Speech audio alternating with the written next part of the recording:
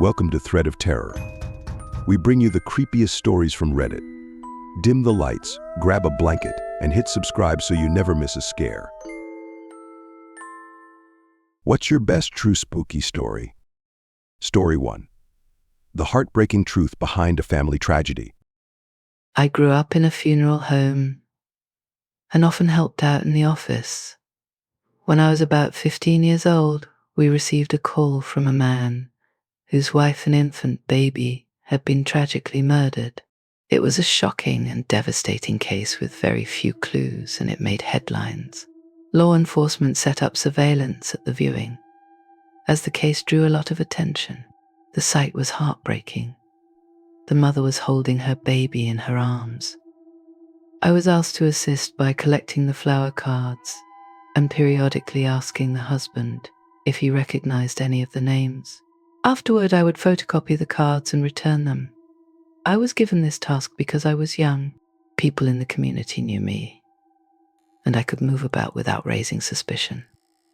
During this time, I spoke to the husband quite a bit. He appeared devastated and deeply shaken by the loss. The investigators told me they had an eyewitness, a 3-year-old girl who had seen someone leaving the house on the day of the murders. This young witness identified the individual as the husband's best friend. It later came to light that the husband and his best friend had made a pact to harm each other's families and then run away with their respective secretaries. The testimony of the little girl, coupled with further investigation, led to one of the men confessing. Both the husband and his best friend were eventually convicted and sent to prison on multiple charges. To this day, I find it hard to believe that the husband stood beside me multiple times, acting as if he was grieving, and I had absolutely no idea of the truth. That experience changed the way I look at life forever. Story 2. The scariest thing that happened to me while camping. I live in Eastern Oregon, and my mom lives in Western Oregon.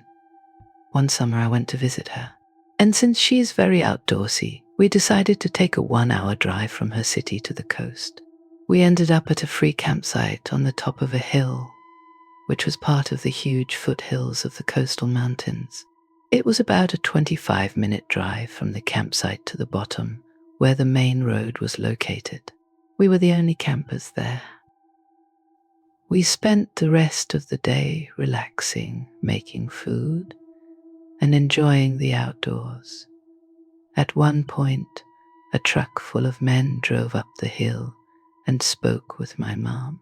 I do not know what they talked about, but at the time it did not seem suspicious. After their visit, they left us alone. Fast forward to the middle of the night. I woke up to find my mom sitting straight up in the tent.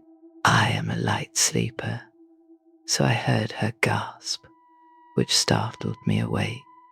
As soon as she noticed that I was awake, she quickly put her hand over my mouth to stop me from speaking, as I was about to ask her what was wrong.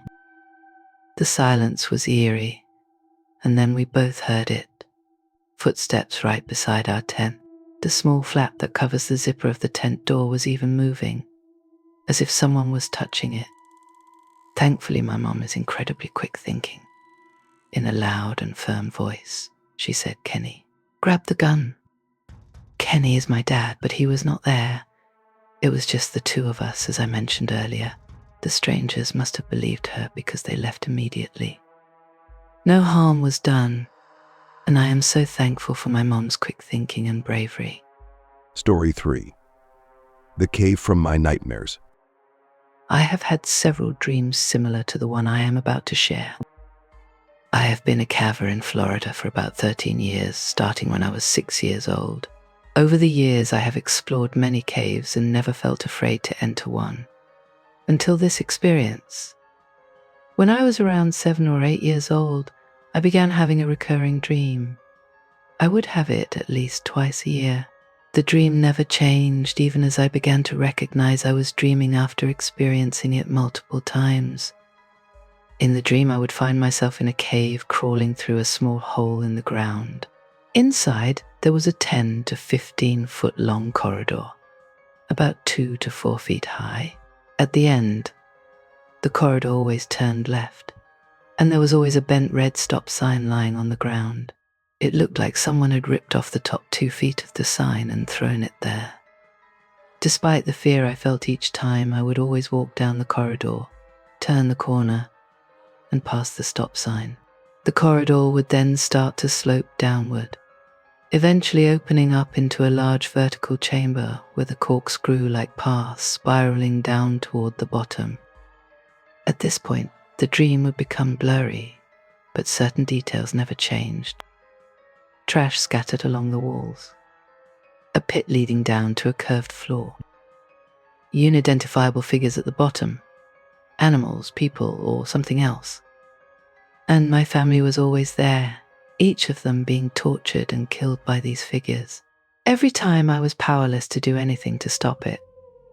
After witnessing this horrifying scene, I would freeze in place for a few moments.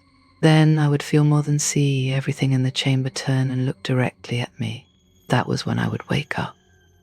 It was not like waking up from a normal dream, where you slowly drift into consciousness, or a nightmare, where you wake up startled. It felt as though something was forcing me out of the dream, as if I was not supposed to be there.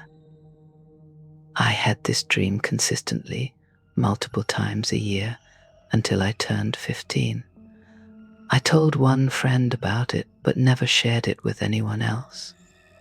Then one day my father decided to take my brother and me to explore some caves we had never visited before. One of them was called Dog Drop. It was named that because someone had either thrown a pet into the cave or a coyote had fallen in, and its body was later discovered. Dog Drop has a roughly 30-foot vertical rappel to enter. My brother and I went down while my father stayed at the top. Once inside, we found a hole in the ground. As soon as I saw it, I started to feel uneasy, although I did not understand why. My brother climbed into the hole, and I followed. As we went deeper, the unease grew stronger. And then I saw it. The corridor, the left turn, the bent red stop sign, the same trash scattered in the corner. It was exactly like the dream. An overwhelming wave of nausea and fear hit me instantly. I felt as though I was being watched, and every instinct I had was screaming at me to leave immediately. I froze in place, unable to move. I must have made some kind of noise, because my brother turned around and asked what was wrong. Somehow I managed to say, "I want to leave now," and I climbed out as quickly as I could. My brother followed me immediately. We packed up our gear and left. I have never gone back to that cave, and I never will. I did not tell anyone what I saw that day. I only said that I was not feeling well, and everyone seemed to forget about it quickly. What unsettles me the most is that, after that day, the dream stopped. I have not had it again, not even once, but I still remember it vividly.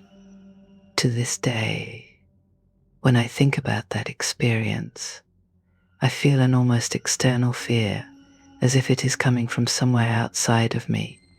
Story 4. My 100-year-old apartment. In 2002, I lived in an old apartment that had been built in 1900, making it just over 100 years old at the time. The living room and kitchen felt fine, but the bathroom and bedroom had a completely different vibe. I constantly felt like I was being watched, especially in the bedroom, if the closet door was open. Over time, those feelings shifted from unsettling to moderately uncomfortable. As I settled in, I felt safe in the bedroom, but only if the door was locked. One night, I was sound asleep when a loud bang on my bedroom door jolted me awake. It took all my courage to get out of bed and check the apartment. To my confusion, everything was secure. The windows were closed and locked from the inside, and the door still had the chain fastened. There was no one there. The closets in the bedroom always gave me a strange feeling. I avoided going inside it, and I kept it closed at all times. For some reason, whenever the door was open, I would hear what sounded like gasping noises in my head. It was unnerving, so the closet remained shut. A month or so after the bang on my door, something else happened that left a lasting impression. Again, I was asleep, but I woke up suddenly feeling an intense pressure on me, like I was being held down. The room was pitch black, but I knew someone was standing over me. I struggled to move, and when I finally managed to turn on the bedside lamp, no one was there. That incident shook me to my core, and from then on I couldn't sleep in the dark. I had to keep a lamp on. After that night, the feeling of being watched became unbearable. Friends who visited would often comment on feeling uncomfortable, especially in the bathroom, where they also felt like they were being watched. For me, it became so intense that when the opportunity came to move to another unit in the building, I jumped at the chance. I packed up and left as quickly as I could. Interestingly, after I moved out, I noticed a pattern. Several people rented the apartment after me, but none stayed for more than a few months. I later became friendly with the building manager and mentioned to him that I believed the apartment was haunted. He laughed it off at the time. Years later, the building underwent renovations. The manager invited me to check out the updates, and the apartment definitely looked nicer. It even felt less eerie. While chatting with the building owner, he casually mentioned that a former tenant had tragically taken their own life in that very closet by hanging themselves. He also mentioned that the building's original designer had lived and died in that same apartment. Hearing that was a mix of emotions. I wasn't angry or upset, but it validated everything I had experienced while living there.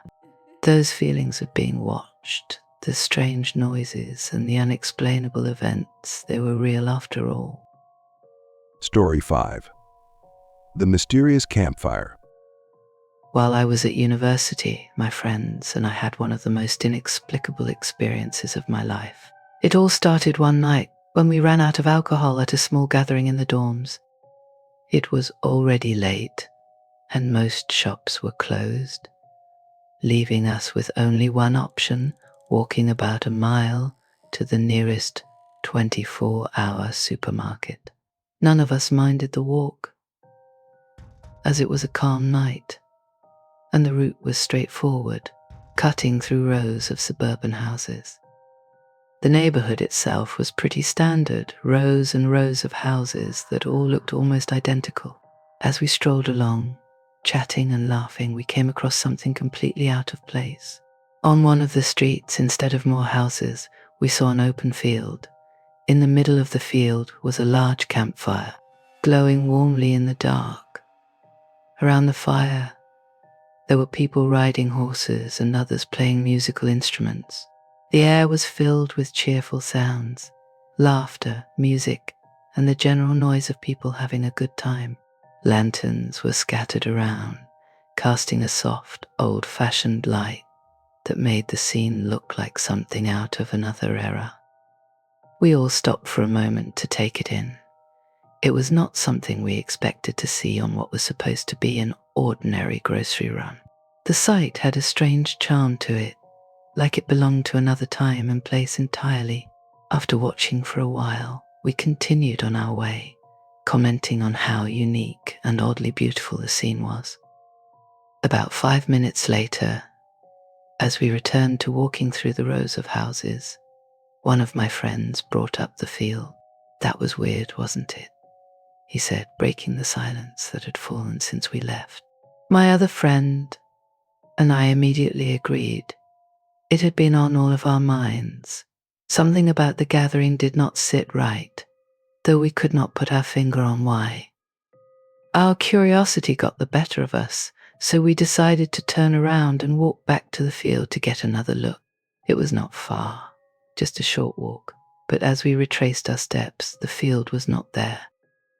At first we thought maybe we had missed it somehow, but there was nothing. No people, no campfire, no horses. In fact, there was not even a field anymore. The space where it had been was just more houses, stretching out in both directions like the rest of the neighborhood. We were sure we were on the right road. We had simply turned around and walked back the way we came. Still, we checked the neighboring streets, wondering if we had somehow made a mistake. We walked up and down, searching for anything that might explain what we had seen. But there was nothing out of the ordinary, just row after row of identical houses. The three of us were completely bewildered. We were not drunk, though we had a couple of drinks earlier. Still, we were perfectly clear-headed. The memory of the scene, the fire, the music, the people, and those horses was so vivid, and all of us had seen it. To this day, I have no explanation for what happened that night. Was it some kind of hallucination, a glitch in reality, a brief glimpse into another time or dimension? I will probably never know, but it remains one of the strangest, most unexplainable events of my life. Story 6. Spirit returned to say goodbye.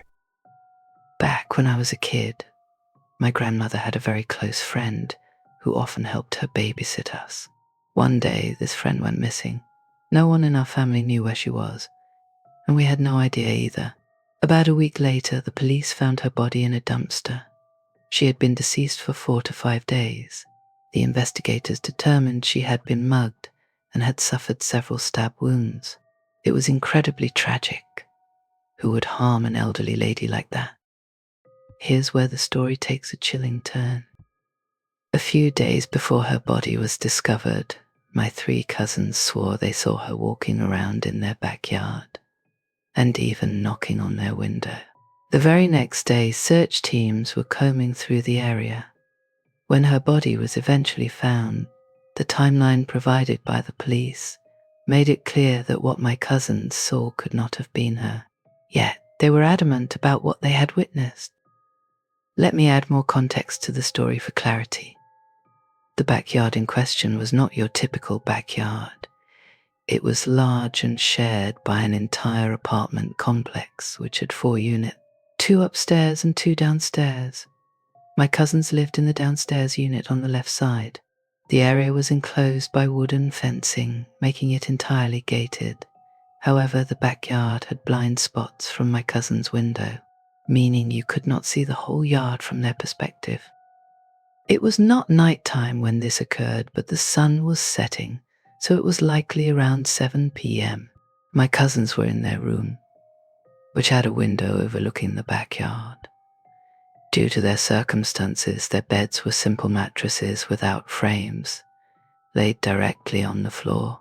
One mattress was a queen size, and the other was a single, both pressed against the wall with the window above them. To look outside, they had to stand up on the mattress and face away from the wall. Here is what happened. The youngest brother looked out and suddenly exclaimed, "There is someone in the backyard.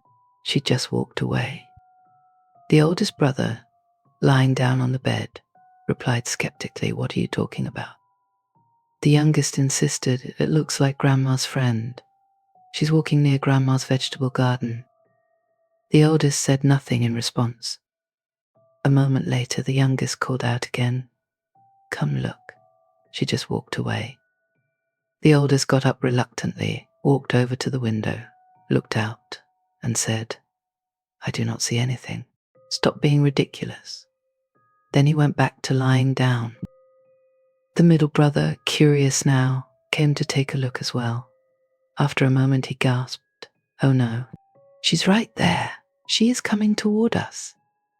At this point, all 3 of them gathered at the window and saw the elderly woman knocking on the glass. Terrified, they screamed, panicked, and ran to find their father.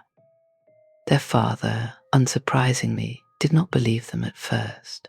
However, after a while, he relented and went out to check the backyard. He found nothing. It is important to note the layout of the apartment complex here. The individual units did not have direct access to the backyard. To enter it, one had to go through the main hallway, which had a door leading to the yard. This means that if someone were in the backyard, they would have had to enter it from outside the apartment complex. To this day, my cousins insist that they saw her. Whether it was a vivid imagination, an eerie coincidence, or something beyond explanation, we will never know. Story 7. She called me mom, but it wasn't my daughter. About 4 years ago, I lived in a very large farmhouse that had been converted into 2 apartments. The house had a history. It was known as the old boys' home. It used to serve as a place to house boys with behavioral issues, but it was eventually shut down due to allegations of misconduct and abuse, including accusations of molestation. At the time, I was living there with my boyfriend and our 3-year-old daughter, Amelia. The farmhouse was old, with creaky floors and a lot of character. My bedroom had a large fireplace that had been boarded up and painted over. One day, while rearranging the furniture, I decided to push my bed up against the fireplace, using it as a sort of headboard. That night, around 1 a.m., I was woken up by a small voice. It was faint but unmistakable. It was saying, "Mom, Mom, Mommy." Half asleep, I immediately sat up in bed. I did not see anything in the room, but the voice continued. Thinking it was Amelia, I reached over my boyfriend, trying to grab her to pull her into bed with us. I kept feeling around in the dark, but I could not find her. The voice was still calling out softly. At that moment, my boyfriend woke up, startled by my movements. He turned on the bedside lamp and asked, "What are you doing?" I explained that I thought Amelia was trying to climb into bed with us, and I was reaching for her. That was when I realized there was nobody there. Confused, I got out of bed and went to check on Amelia in her room. She was sound asleep in her bed, undisturbed. The next night, around the same time, 1 a.m., our dog began to whimper and scratch at our bedroom door.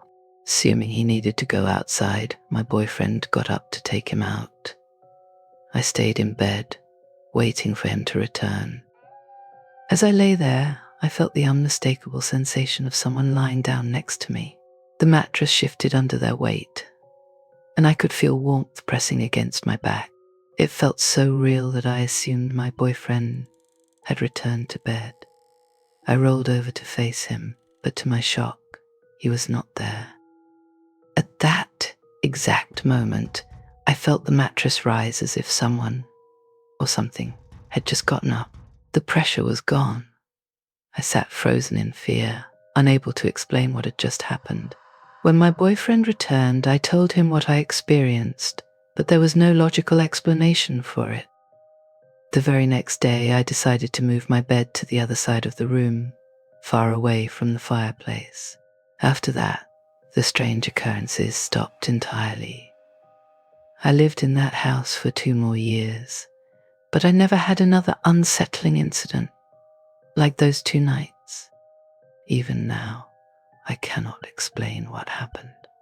Was it the history of the house, the old boy's home, lingering energy, or something else entirely? I will never know. Story 8. The unseen visitor in the bathroom. This is one of those bizarre and unexplainable moments that sticks with you. It happened during an ordinary day at work. I went to use the restroom, as I normally do, and everything seemed completely normal at first. The restroom itself is fairly standard, 4 urinals on one side and 4 stalls on the other, including 1 handicap accessible stall. When I entered, I noticed that the bathroom was completely empty. I always make a quick scan of the stalls when I walk in, and I clearly did not see any feet beneath the stall doors. No one else was in there, so I went about my business.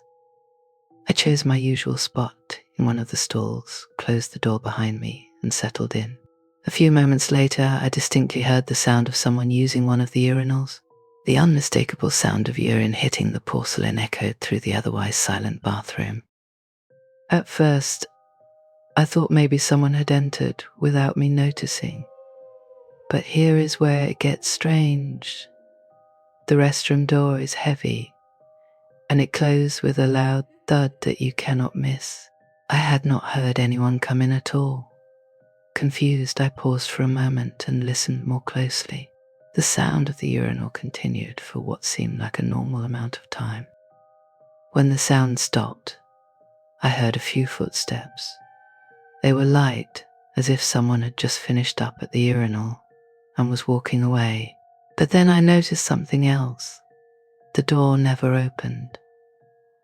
There was no sound of it swinging open or closing shut. Whoever or whatever was in the bathroom did not leave. Feeling a bit uneasy but trying to stay rational, I finished up and decided to take a quick look around before leaving. I peeked into the urinals and the stalls, but the bathroom was completely empty. No one was there. I know how ridiculous this sounds, but I am absolutely certain of what I heard. Someone or something was in there using the urinal, but there was no physical evidence of anyone ever being there. It was as if the sounds were coming from nowhere. Ever since that day, I jokingly refer to this as my encounter with the pea ghost. It is funny when you think about it, but at the time, it was genuinely unsettling. How do you explain something like that? A ghost with unfinished business in the restroom. Whatever it was, it left me scratching my head and telling this strange story every chance I get. Story 9. The haunting sounds of a hotel's forgotten past. My wife and I had the pleasure of staying at a beautiful hotel in downtown Pittsburgh, a place that holds special meaning to us. It was there, after an extravagant dinner, that I asked her to marry me. The hotel room I chose was special too. It came with a large Japanese soaking tub that was so deep even I, a 6'1" man, could barely see over the edge of it. On our first night, we were sound asleep in the king-size bed when something unusual happened. Around 2 or 3 a.m., I was suddenly awoken by a peculiar sound to my left. It was unmistakably the sound of a pencil rolling down a sloped surface. It was slow, deliberate, and loud enough to wake both of us up. Startled, my heart began to race, but I quickly rationalized the noise. I assumed a pencil had slid off the desk in our room. Satisfied with that explanation, I managed to calm myself and drift back to sleep. However, the next morning, as I looked around the room, I made a strange discovery. There were no pencils anywhere. In fact, there was no desk at all. I had assumed the room, like many hotels, had a desk for guests, but it did not. There was also no sloped surface anywhere in the room that could have caused anything to roll. The only writing tools provided were capped ballpoint pens, which would not have made that distinctive sound. The incident was odd enough that my wife and I talked about it over breakfast, sharing our confusion and disbelief. I do not consider myself someone who believes in ghosts, but I enjoy the idea of encountering something unexplained. I joked about a ghost pencil, though deep down, I was convinced there had to be a rational explanation. But the pencil sound was only the beginning. Later that evening, we decided to enjoy the Japanese soaking tub. It was February in Pittsburgh, a cold and dreary time, so sinking into the warm water was pure bliss. The water was up to my chin, and we were laughing and pretending we were rich, completely immersed in the moment. Then it happened again. From the other room came a loud, unmistakable sound. It was the buzzing feedback of a microphone connected to a public address system, the kind of static-filled hum you hear just before someone makes an announcement. The sound filled the entire room, cutting through our laughter. We froze, our hearts pounding in our chests. And then we both heard it, the sound of someone blowing into a microphone to test it. It was so vivid and distinctive that we could picture someone doing it, as if they were standing right there. Terrified, I jumped out of the tub, grabbed a towel, and began searching the room. My wife stayed in the tub, silent and clearly shaken. "That was a man blowing into a microphone," I said aloud, trying to make sense of it. But no matter how hard I looked, I could not find a source for the sound. There were no visible speakers, no grills in the walls or ceiling that could suggest a hidden system. The only device in the room was an iHome speaker already connected to my iPhone and playing music. There was no plausible explanation for the feedback or the microphone test sound. Despite the fear, we were exhilarated. Between the thrill of our engagement and the strange, unexplainable events, it was a night we would never forget. After our stay, I found myself replaying the events in my mind, searching for answers. On a whim, I decided to email the hotel to ask about the history of the building. Given Pittsburgh's rich and old history, I thought there might be an interesting story behind it. Their reply left me stunned. They explained that the building had once been a telephone factory many decades ago. For some reason, that revelation made everything click for me. My thoughts went immediately to the sounds we had heard, the PA system, the rolling pencil. They felt like echoes of a bygone era, remnants of the building's past life. I do not know why this explanation brought me such clarity, but it tied everything together in my mind. To this day, I think back to those strange moments and wonder, were we simply hearing relics of history, or was it something more? Whatever the answer, that weekend remains one of the most memorable experiences of our lives. Story 10. The night my feet were frozen in fear. I have always enjoyed reading spooky stories like these, but I rarely leave comments. Today I thought I would share an experience from my childhood that I still cannot explain. I am from Scotland, and when I was about 11 years old, my parents took my sister and me on a trip to Fort William, a lovely town in the Scottish Highlands. Fort William is a popular destination for skiing in the winter and hiking during the rest of the year. Since it was not winter, we were there to enjoy some easy hikes as a family and stayed for a couple of nights. I cannot remember the name of the hotel where we stayed, but I do recall that it was very old-fashioned. Our family shared one room, and the layout was simple. There was a single bed on one side of the room where I slept, a double bed in the middle for my parents, and another single bed on the other side for my sister. As a child, I was quite frightened of the dark and deeply afraid of ghosts and other things that go bump in the night. Even at home, I struggled to fall asleep because of these fears. Staying in an unfamiliar old hotel only made things worse.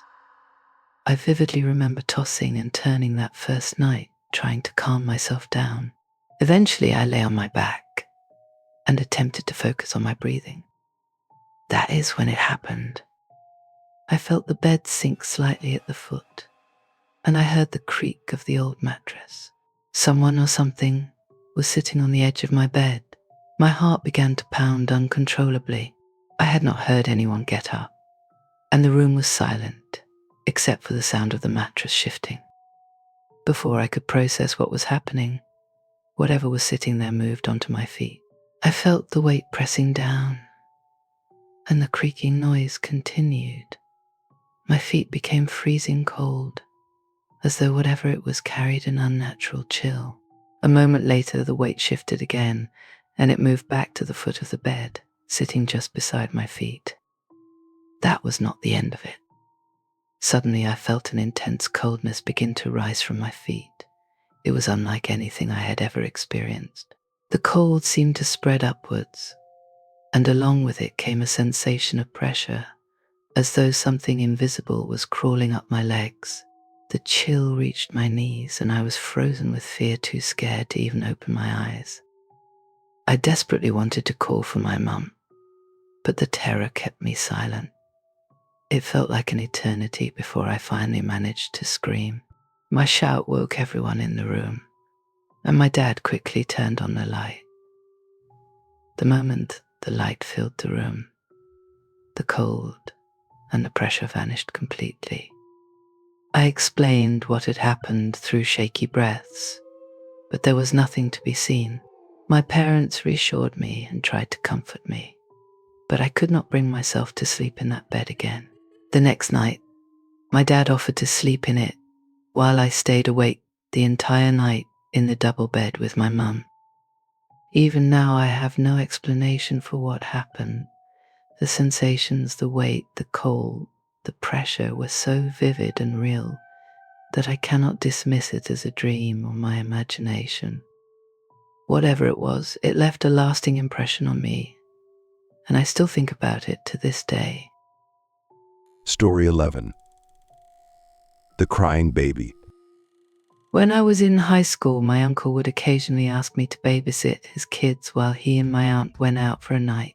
It was a great way to make some extra money, and the kids were pretty easy to look after. They were about 3 and 6 years old at the time. They lived in a beautiful 2-story house by the water in a very nice area.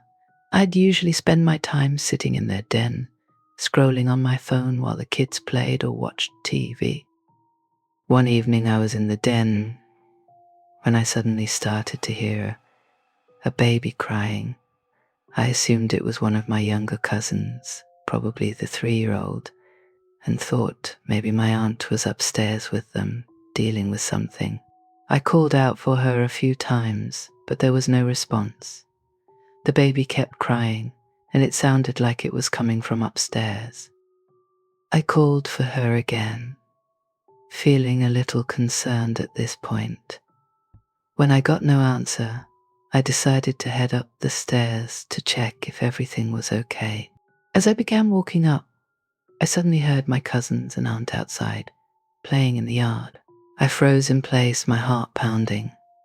All the hairs on my body stood up, and a chill ran down my spine. I stopped in my tracks, not knowing what to think. The crying didn't stop. It was still echoing from upstairs, but I knew no one was up there. I felt a sense of dread wash over me. Without wasting another moment, I quietly turned around, walked back down the stairs, grabbed my keys, and headed straight for my car. As I closed the door behind me, I could still hear the baby crying from inside the house. I didn't look back. A few years later, during a family gathering, I was a little drunk and decided to share the strange experience with my uncle. He listened patiently and then told me something that made my blood run cold. He explained that both he and my aunt had heard the baby crying too, and they were just as confused as I had been. It turned out that the house had a history. The previous owners had a child who tragically passed away from sudden infant death syndrome, or SIDS, in that very room upstairs. My uncle, who was very devout in his Catholic faith, told me that after they had a mass said for the baby's soul, the crying stopped. He said that from then on, they never heard it again. But even now, when I think about it or talk about it, I can't shake that feeling. It still gives me the creeps. Story 12. The Unexplainable Dream. For about 10 years now, my grandmother has been living in a nursing home. She had a stroke, and mentally, she is not all there. She still recognizes us when we visit and gets happy to see us, but she often talks gibberish, thinking she is in a distant memory from the past. It makes me sad because she and I always had a very close connection growing up. My parents both worked a lot, and she would stay with me. She used to know when I was lying, and she could always sense when I was sick, even when she wasn't around. She and I are very similar, both in personality and looks. There are pictures of her when she was 21, and it could be me in those pictures. We were very close growing up, and I love her dearly. I introduced her to my now husband when we started dating in college. He is from a different country than I am, and I live in his country now. We had been dating a few years when my visa was about to expire. In order for us to stay in one place, we decided to get married. However, we were still young, fresh out of university, and decided to just elope. We decided to get officially married at a courthouse while announcing our engagement, and then have a wedding a few years later. Official documents and wedding ceremonies are separated in my husband's country anyway. No one knew of our plan. We were, and still are, stupidly in love and thrilled to have such a crazy secret between just us two. In hindsight, it was a bit impulsive and no one would have judged us, especially considering we are still happily together, but we still decided to keep it a secret because we were young and impulsive. So we flew to visit my parents in my home country and announce our engagement, and my dad picked us up from the airport. We were chatting in the car when he told us that my grandmother had been freaking out while he visited her the other day, the day we decided to elope. Why was she freaking out? She announced to my whole family that she had seen in her dreams that I had eloped and was now married. They dismissed her because they didn't expect that at all. She kept insisting, and she was incredibly lucid about it. She even raised her voice, which she hadn't done since before the stroke. My dad mentioned it because he thought it was sweet that she was so worried about this and had become so lucid. My husband and I just went silent in the car, and I went cold. We don't know how she knew that, or if it was just a huge coincidence, but somehow she knew. We went to visit her a few days later, and she didn't remember any of it. She was thrilled that we were engaged. We are happily married now and had our wedding and everything. No one ever found out we had eloped before the wedding day, except for my grandmother, apparently.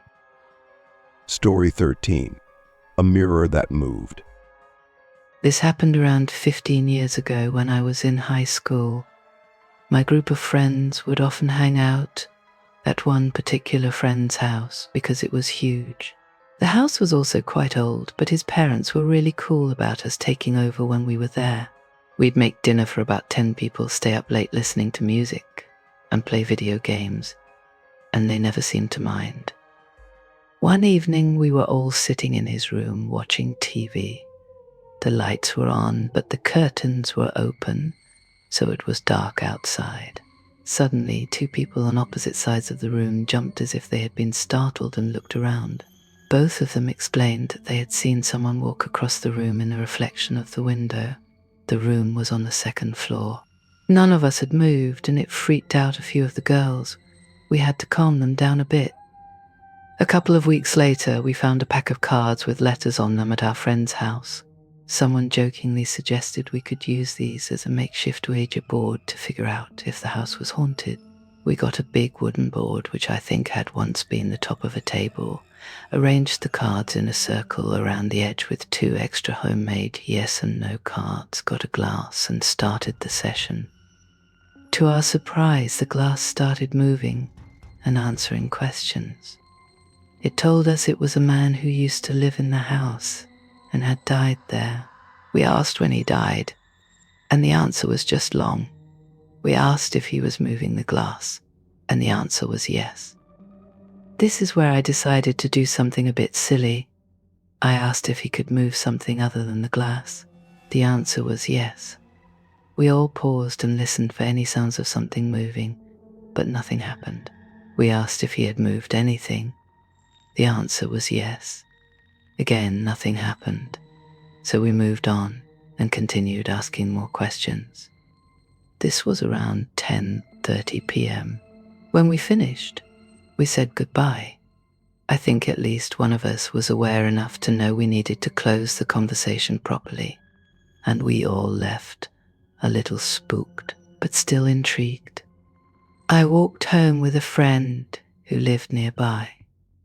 When I walked in the door, my mom called through to me to be careful in my room, because a mirror had fallen off the wall earlier and they weren't sure if they had picked up all the glass. I asked when it had happened, and she told me, about 10:30 p.m., the same time I had asked the spirit to move something. Let's just say I didn't sleep well that night. Thanks for joining us on this terrifying adventure. If tonight's story gave you chills, let us know in the comments below and share your own scary experiences too. Don't forget to leave a like if you want more nightmares and subscribe if you haven't already. Until next time, sleep tight and remember, not all shadows are empty.